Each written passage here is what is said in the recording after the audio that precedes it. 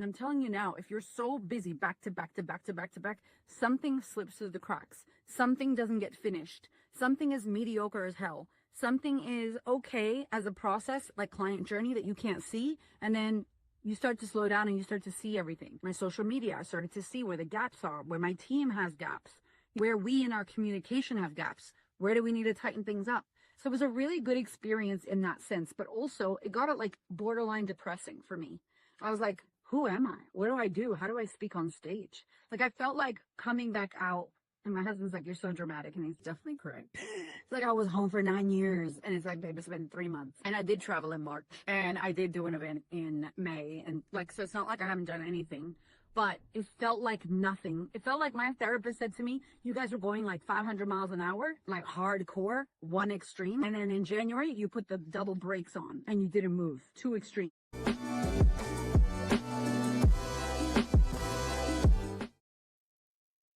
This year has been one of the hardest for me, and I wanted to take you behind the scenes and just share what's been going on for us as a business. So I met my husband in 2012, and the moment I decided to step into my coaching practice and build the Queen of Confidence in 2019, and the worst possible time in our lives.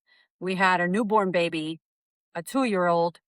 I was leaving my corporate contract with L'Oreal, where I was making $80K a year, and transitioning everything, every part of transition, motherhood, parenthood, 2 kids, everything. We were dead broke, $150K in debt because we had invested so much money in personal development and growth. I had spent 8 years working on my trauma and healing, and I'm still doing it, but it was a massive investment. So worst timing possible. But it was the moment where I decided that who I was going to be.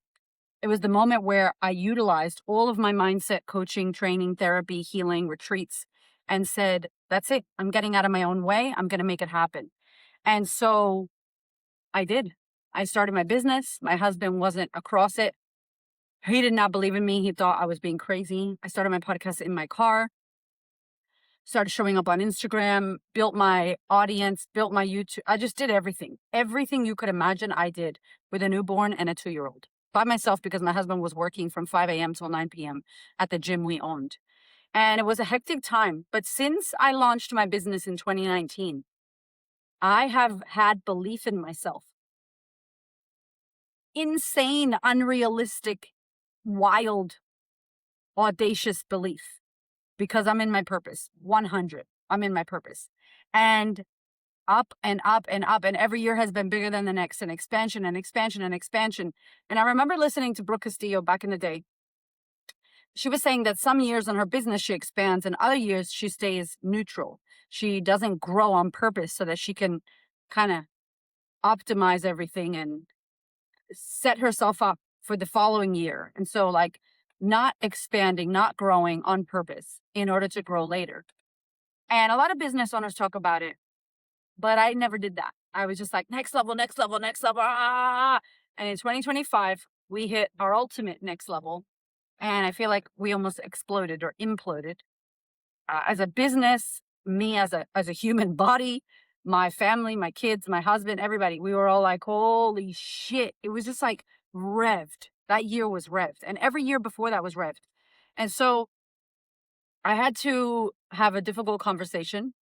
My husband wanted to have it. I didn't. And he said to me, hey, babe, at the end of 2025, like, we cannot have another year like this. I was like, what do you mean? What are you talking about? And he's just like, we need some chill. We can't continue to go at this pace.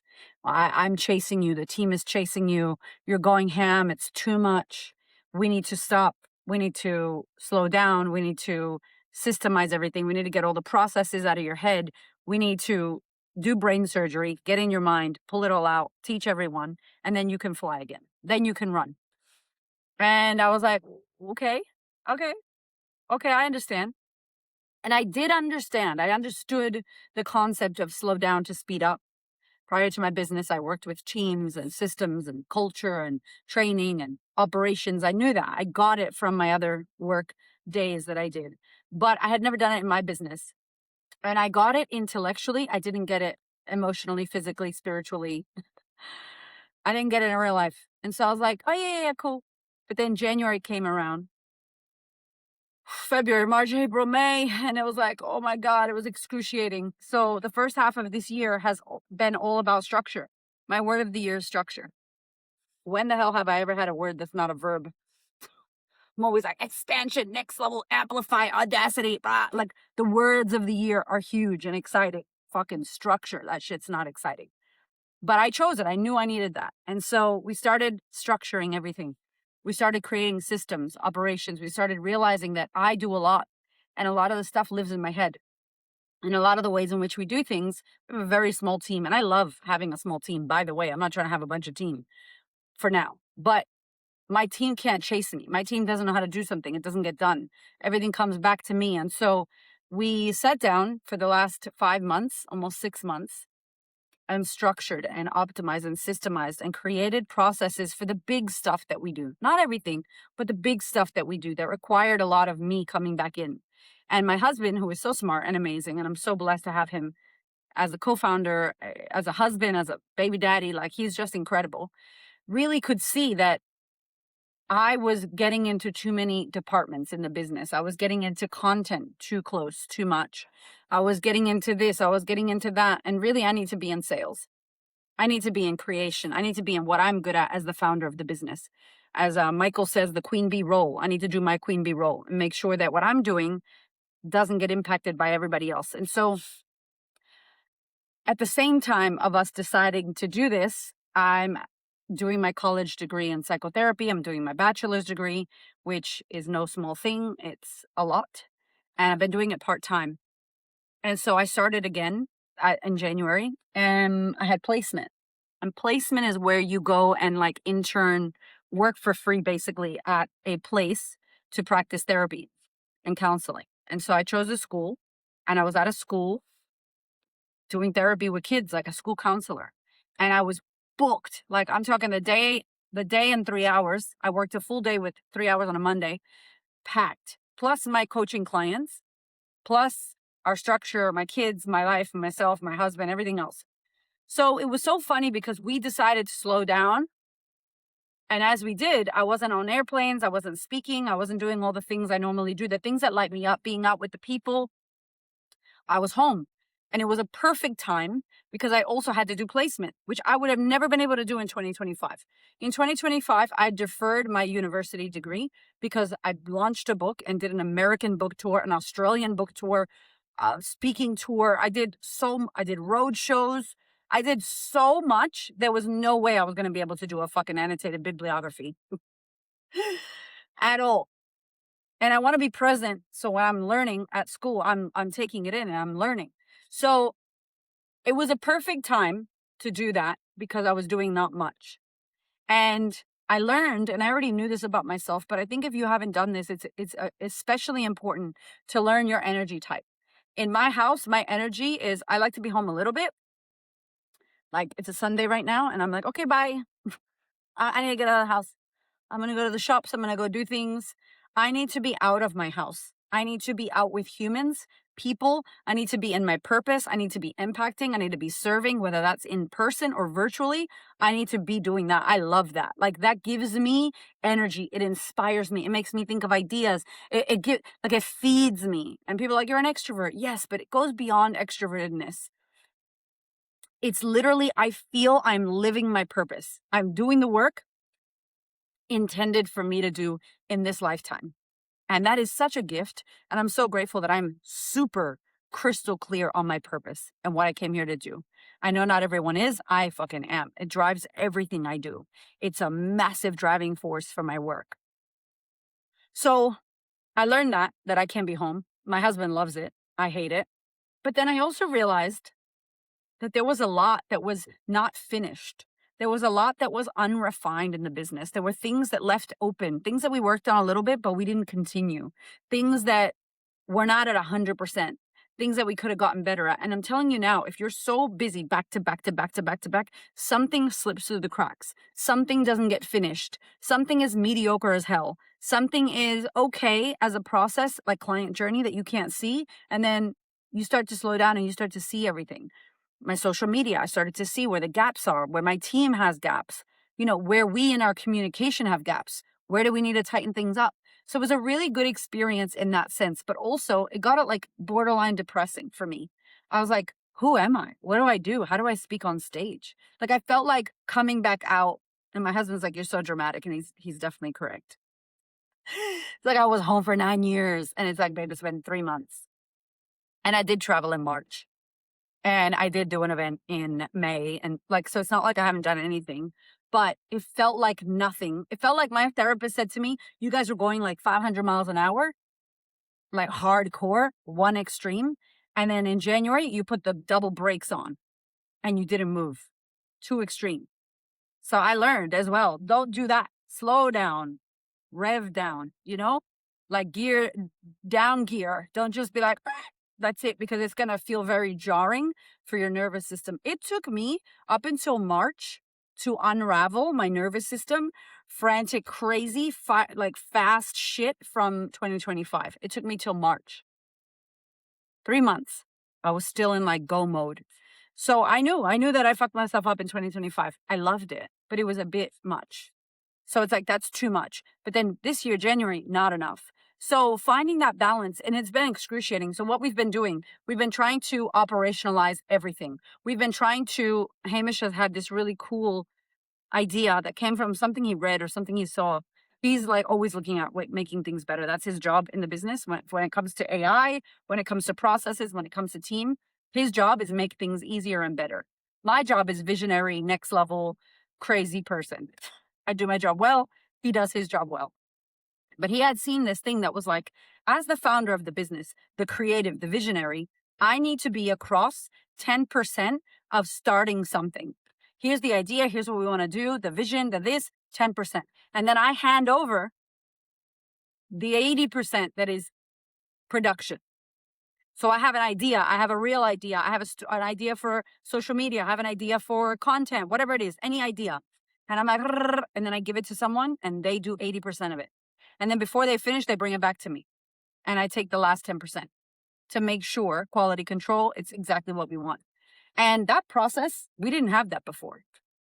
And let me tell you, it has changed everything for us. So shout out to Hamish who did that process, because it's a really good way for those of us that are big creatives, those of us that are, we think of big ideas and but we have a lot going on and many tabs open. The best idea. Boom, here it is. Somebody else get it happening. And when they bring it back to me, I'm like, cool, clean it up, tighten it up, or perfect. And the more I can tighten it up and talk to them about it, the better they're going to get at giving it back to me with less need for the 10% to be fixed.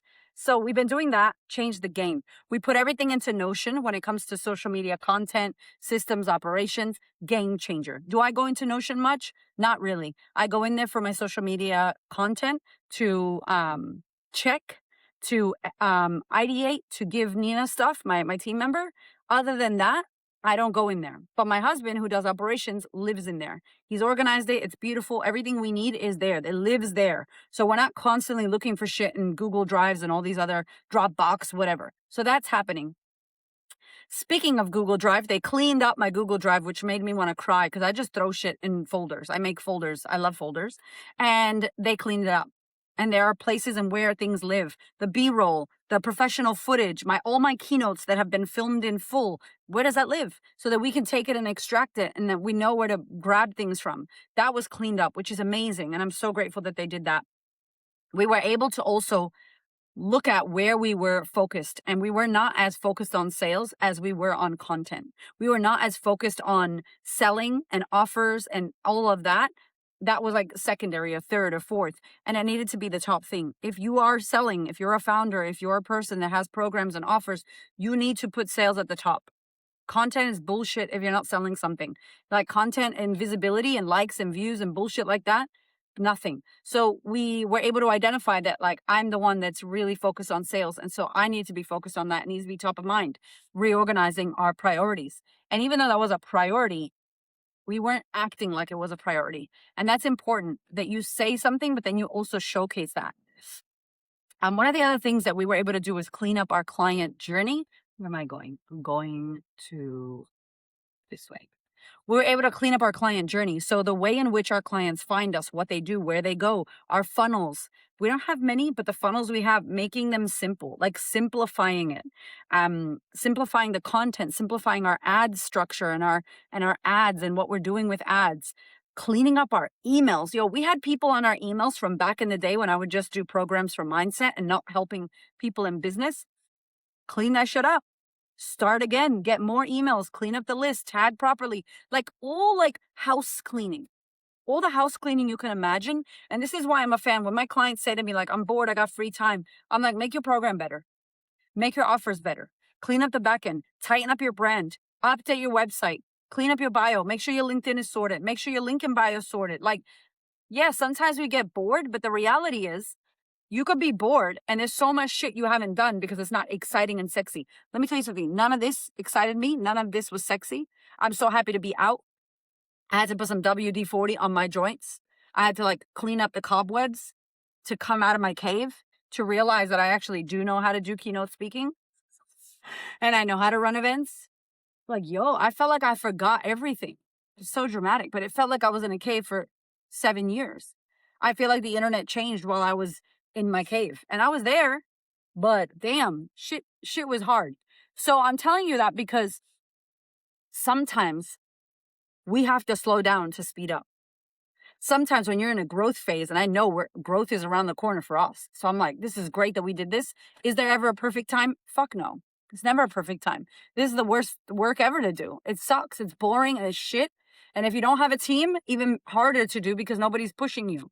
So I'm grateful that my husband made me do it. And Nina was like, yes, this is going to benefit us. Because the reality is I did not want to do it. I was happy to just keep rolling. But there's only so much we can do as founders on our own. There's only so much we can do. And when you start to grow and scale and hit the big goals and the big impact that you want to make, that's when it's too late because you're rolling and you're flying. So now I'm out of the cave. It's been an incredible experience because I'm able now to start. He's like, go ham, go hard, go do all the things you want to do.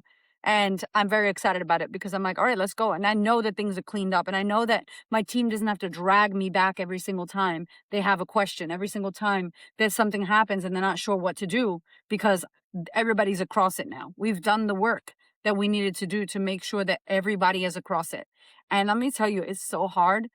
And I've had many crises of confidence during this time. Like I felt like, am I irrelevant? What am I doing? Do I know who I am? Do I know what I'm up to? You know, what am I doing with my business? Who am I in the marketplace? Like content, all this stuff. Like I felt so behind.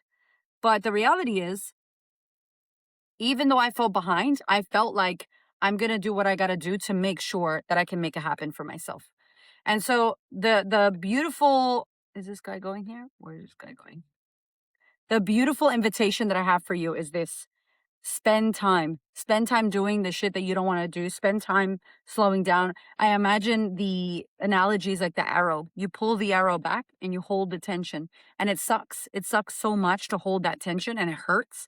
But once you release it, it flies so far forward. You go so much further than you ever could have went because you held and pulled the tension back. So the more far back you go, the more future and further you're going to go if you can do it. So anyway, that was my little, oh shit, dude. That was my little advice, my little thing that I had to share with you because honestly, it changed the game for us. And trust that you know what to do. Trust that you will be on the other side with more wisdom, with more knowledge. I have less pressure and stress. And now when I'm doing things, I'm very intentional about what we do and how we do these things. So for those of you that are serious about growth and about expanding and about doing the big shit that you said you want to do, it can't happen with chaos. It can't happen on your own. It can't happen if the vision lives in your head and the process lives in your head. You have to get it out. I think you got to be discerning about the team and the people that you bring into your world and into your business. But 1,000,000%, if you came here to do some big shit and you've been running on the fly, slow down, pause. I know it's excruciating. It sucks so bad. Your mind is going to tell you all these stories that aren't true, like you're irrelevant or you missed the mark or you're never going to make it or blah, blah, blah. You're behind or whatever. It's a distraction. It's never too late. Your dream is yours. It's got your name on it. It's waiting for you to claim it. Nobody's going to steal your dream. No one's going to take away your vision or the thing that you want. It is there for you. It was birthed in you for you. It's happening. But how can we achieve it if there's chaos and drama and scarcity and you're all over the place and you're burnt out and you're exhausted and you don't focus all your energy on achieving the thing that you want? So that was my goal. That was my, not goal, that was my lesson. It was excruciating. I'm so happy to be out. My husband's like, I just want to get this sorted so then you can fly, like go crazy. And now I'm like, oh my God, I'm gonna go crazy. And as I came out, I'm gonna tell you, I was wobbly. I was like, wait, how do I do this? I don't like I lost confidence and I had to get back in slowly. I had to just put it out there. I had to turn off the noise. I had to walk the fuck away from my phone. Get off your phone. Don't watch social media shit. It is messing with you so much more than you realize. Your brain is fucked, okay? You're watching, you're swiping, 2 hours later. You don't even realize, what are you looking for? You forgot what you went on your phone for. Hello? It's making us ADHD. Literally, you forgot what you went on your phone for. So put your phone away, girl. Make it happen. I love you. You got this. Slow down to speed up. I'll share more. Let me know if you want to hear more about our behind the scenes and how we're doing shit, because it's not always roses and fucking flowers. That's faux show.